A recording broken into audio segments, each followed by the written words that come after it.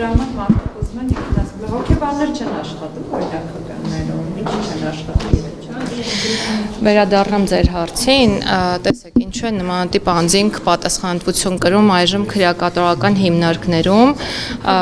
որովհետև այդ հարցերը ես կանդրադառնամ ձեր հարցին, հարգելի լրագրող, ես կանդրադառնամ ձեր հարցին, հարգելի լրագրող, երբ ավարտեմ մյուս լրագրողի պատասխանը։ Կասեք, որ ավարտեմ նոր, լսում եք։ Եթե դուք բարեհաճ լինեիք եւ ինձ չընդհատեիք։ Դուք խոսում եք բարեհաճությունից, դուք եք խոսում։ Իհարկե ես եմ խոսում։ Դուք հետ տվեք ձեզ նայեք, էլի։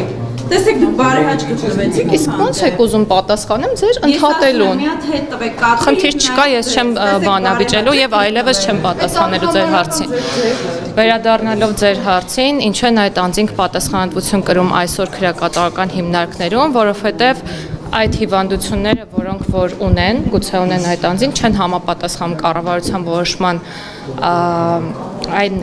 ցանկին, որոնք որ անհամատեղելի են համարում հիվանդությունը պատժի կրման հետ եւ առողջապահության նախարարության հետ համատեղ մենք այժմ նաեւ վերանայում ենք կառավարության համապատասխան որոշմամբ սահմանված հիվանդությունների ցանկը, որպեսզի կարողանանք այն ընդլայնել եւ այլևս նմանատիպ անձինք, որոնք իրական առողջական խնդիրներ ունեն, չհայտնվեն ճաղերի ետևում, այլ ստանան համապատասխան բժշկական տեղում ստանում են, տեղում աշխատում են բժիշկներ, տեղում աշխատում են հոգեբաններ, տեղում ունենք նաև սոցիալական աշխատողներ, բայց իրականում աշխատանքը բարդ է, որքան էլ որ ամենօրյա լինի եւ մենք պարբերական աշխատանքով փորձենք այդ խնդիրները լուծել, ինքը բավականին բարդ աշխատանք է։ Իրականում Իսկ զոն նայողներ, որտեղ նաև ասում են, որ ստեղծել նաև այդ հանգեցնում ենթամշակույթը, այդ քրեական ենթամշակույթը։ Ես չեմ կարծում, որ մենք այսօր այդ խնդիրը որպես սուր խնդիր ունենք, որովհետև յուրաքանչյուր կոնկրետ նմանատիպ երևույթի արտահայտության դեպքում այդ երևույթը հստակ հակազդեցություն է ստանում եւ պետք է նշեմ նաեւ մի բան, որ հանրության կողմից երբեմն նույնիսկ մանիպուլացվում է այդ հակազդեցությունը եւ ես այդպես էլ չեմ կողմնորոշվում, թե մենք ի վերջո ինչ ենք ուզում։ Մենք նախարարությունը հստակ գիտի ինչ է ուզում եւ ես բազմաթիվ անգամներ առիթ եմ ունեցել նաեւ ծառայության աշխատակիցների հետ խոսելու այս մասին եւ ես շեշտադրել եմ այս մեկ եւ միակ կարևոր հանգամանքը, որ արտոնյալ կարգավիճակ պետք է ունենա միայն մեկ անձ եւ այդ մեկ անձը քրեակատարական ծառայողն է եւ մենք հիմա առաջնորդվում ենք հենց այս սկզբունքով։ Սահմանադրական փոփոխությունների հայեցակարգի հետ կապված ինչ նորություններ կան եւ արդյոք հիմա մշակման այդ փուլը տեքստը մշակման փուլում է։ Արդյոք հասել եք այն փուլին, որ անկախության հռչակագրի հանելու փուլն է։ Չէ, տեքստը մշակման փուլում է, առաջիկայում խորհրդի անդամների հետ կքննարկենք տեքստի պատրաստի մասին։ Դուրս գալը, որտեղ Փաշինյանը ասել է, որ կողմ է, որ անկախության հռչակագիրը դուրս գա,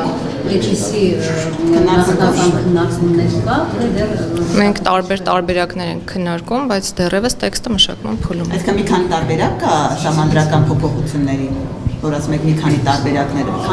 մի քանի հայեցակարգեր կան, թե մեկ Հայեցակարգը մեկն է, այդ հայեցակարգի շրջանակներում տարբեր նորմերի հետ կապված կան տարբեր քննարկումներ։ Եվ երբ որ որոշակի լինի տեքստը, իհարկե կկիսվենք ձեզ հետ։ Տարբեր մարդիկ այդ թվում ընդդիմության ներկայացուցիչները ունեն հստակ տեղեր եւ չեն գալիս եւ ես խնդրել եմ որպեսզի իրենք ներկա գտնվեն այդ քննարկումներին եւ նաեւ կան եւ դեռ նիստ չեն հրավիրել, ուստի չեմ կարող պատասխանել առաջարկս։ Մասնագիտացված հանձնաժողովը, որովհետեւ մասնագիտացված հանձնաժողովը Չէ, հանձնաժողով չկա, խորհուրդը նկատի ունեմ, խորհրդի կազմում կան նաեւ քաղաքացիական հասարակության ներկայացուցիչներ։ Մեկ տարի որ մասնագիտացված հանձնաժողովը մարդ չկա, հա, անդամներ չունի եւ մինչ այսօր աշխատավարձին միայն 60 միլիոն է հատկացվել, սա մտահոգիչ Այո, եւ մշակվել է հայեցակարգը, ինձ թվում է այդ հարցին ես չէ որ պետք է պատասխանեմ, բայց ամեն դեպքում այդ հանձնաժողովը մասնագիտական աշխատանք կատարել է եւ այդ է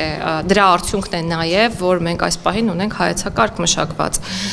Հիմա աշխատանքների իրականացման առաջնորդությունը ստանձնել է արդարադատության նախարարությունը եւ ըստ էության մենք սահմանադրության տեքստի մշակումը իրականացնում ենք մեր ներքին ռեսուրսի հաշվին։ Հայեցակարգը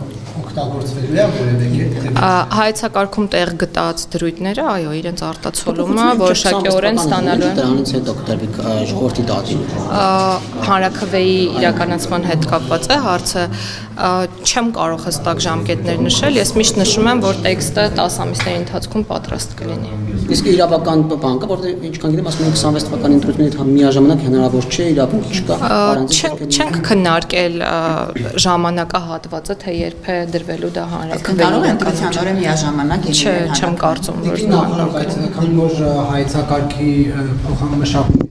հետո դուք եւ վարչապետը հայտնել եք դիրքորոշում, թե ինչպիսին պետք է լինի սահմանադրությունը։ Արդյոք այդ հայեցակարգը 1 տարի առաջ պատրաստված է։ ակտուալ է, թե ակտուալ չէ, որոշ մասերով միանշանակ ակտուալ է, որոշներով լրացման կարիք ունի իհարկե։ Երբ տեքստը պատրաստ լինի, մենք հայեցակարգային առանձին դրույթներ իհարկե հանրության դատին կհանձնենք եւ շատ մանրամասն կքննարկենք, թե ինչի մասին է խոսքը։ Այսինքն կուլիսների ետևում պահելու որևէ առիթ եւ հնարավորություն չկա, երբ ինձ հարցեր են ուղղվում, ինչու չեք ասում, ես միշտ ասում եմ, ասելու ենք իհարկե, որովհետեւ վերջնարդյունքում ժողովուրդն է քվեարկելու կողմ կամ դեմ նոր սահմանադրության ընդունմանը։ Կասվի եւ բավարար ժամանակահատված իհարկե կտրվի, ժամանակամիջոց կտրվի, որպեսզի ժողովուրդը կարողանա ձևավորել կարծիք եւ խոսքը նաեւ քաղաքացիական հասարակության ներկայացուցիչների մասին է եւ նաեւ բնակչության ընդհանուր։ Իսկ դուք նախարար եք նշանակվել նոյեմբերի 24-ին, եթե չեմ սխալվում, 2024 թվականին, այսինքն հաշված ամիսներ ա որ նախարար եք, բայց լրագրողների հետ ձեր շփումը ոնց որ այնքան էլ լավ չի ստացվում, դուք ակնհայտ արամարական վերաբերմունք դրսևորեցիք քիչ առաջ լրագրողի հանդեպ, ուզում հասկանալ, արդեն հասցրել են զզվացնել ձեզ լրագրողները, ինչով է պայմանավորված այս վերաբերմունքը, խտրական մոտեցում եք դրսևորում ընդդիմադիր իշխանական լրագրողների հանդեպ։ Ես ուզում եմ ձեզ հիասթափեցնել, ես իրականում մինչ այժմ չգիտեմ, թե որ լրագրողն է ընդդիմադիր եւ որ լրագրողն է իշխանական, եթե այդպիսի բաժանում գոյություն ունի։ Եվ ես մշտապես, գուցե ճիշտ եք, եւ կարծում եմ, որ փաստարկված կարող եմ խոսել այս պահի դրությամբ եւ ասել, որ ես պաշտոնատար անձ եմ, ով մշտապես լրագրողների հետ շփումներում բաց է, բայց կարծում եմ, ինչպես յուրաքանչյուր խելամիտ եւ ողջամիտ մարդ, ես ինքս տանել չեմ կարողանում, երբ հարցը հնչել է եւ ես պատասխանում եմ եւ կողքից մարդիկ ընդհատում են եւ իմ արձագանքը ընդամենը արձագանք է անհարգալից վերաբերմունքի եւ ես մշտապես պարզ եմ եւ բաց եմ շփվել լրագրողների հետ։ Եվ Տիկին Գալյան օրը ցերեկով ուղիղ եթերում թաղապետը մարդ է ծեծում, չի լինում ոչ քաղաքական պատասխանատվություն, ըստ էության գործարքները, բայց քաղաքական պատասխանատվություն դրան չի հաջորդում, ձեր գնահատական է, հա, որպես Ես չեմ կարող դրան գնահատական տալ, համայնքային ծառայություն իրականացնող անձանց մասին է խոսքը, իսկ կառավարության ներկայացուցիչ եւ այո եւ հարգել լրագրողը շատ ճիշտ նշեց, որ քրեական գործ է հարուցվել, ես կարծում եմ, որ քրեական գործի հարուցումը հետագա ընթացքը խնդրի լուծման ցույց կտա։ Ավելի ուշ, որտեղ ծեծվողի նկատմամբ ավելի շուտ էին գործառույթում, քան ծեծողի, նման բան չենք տեսել։ Փաստը որն է, որ քրեական գործ է հարուցված, չէ։ Հիմա ինձնից ինչ արձագանք եք ակնկալում։ Պետք է հարուցվեր քրեական գործը հարուցվել է դեպքի առթիվ։